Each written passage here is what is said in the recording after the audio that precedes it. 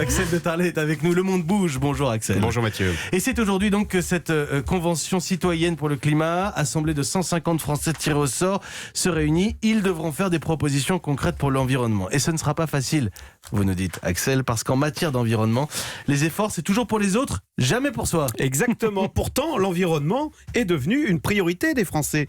Et apparemment, nous serions prêts à des changements radicaux pour sauver la planète. Écoutez, ce sondage Elab, publié aujourd'hui dans Les Échos, plus de 7 Français sur 10 estiment que le modèle économique actuel n'est pas compatible avec la protection de l'environnement. Bref, il nous faut tout changer. Alors c'est dire si cette convention citoyenne tombe à pic, 150 Français tirés au sort, vous l'avez dit, qui vont plancher jusqu'à la fin du mois de janvier pour faire des propositions très concrètes sur notre façon de consommer, comment nous nous déplaçons, sur le logement, l'urbanisme.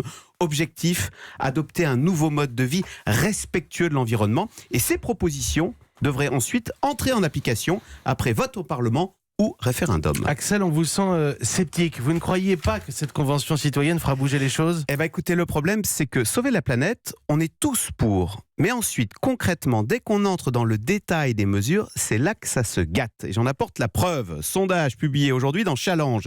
L'Institut Odoxa a soumis à des Français une quinzaine de propositions très concrètes pour sauver la planète, comme on dit. Alors, pour ou contre, chacun peut faire le test ici.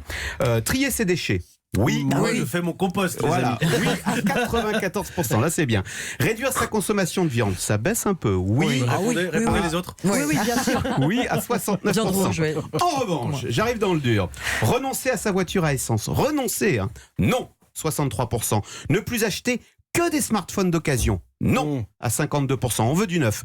Accepter d'avoir chez soi des panneaux solaires ou une éolienne. Non, à 67%. Je veux bien l'un, mais pas l'autre. Voilà. Pardon. En tous les cas, on voit que En appart, c'est difficile quand même, l'éolienne. En tous les cas, on s'aperçoit que dès qu'on entre dans le dur, c'est non. En clair, tout changer, c'est accepter de trier ses déchets, pas plus, vous voyez. Et c'est bien là le drame de ce combat pour le climat. Sur le papier, on est toujours pour, mais c'est plutôt à l'autre de commencer à faire des efforts. Vous avez bien raison de le souligner. François-Marie Bréon, qui est climatologue, disait, et j'ai retenu cette interview qui était dans Libération il y a 1 an et demi, la lutte pour le climat est contraire aux libertés individuelles. Est-ce que cette convention pour le climat, c'est pas aussi la dernière chance démocratique ?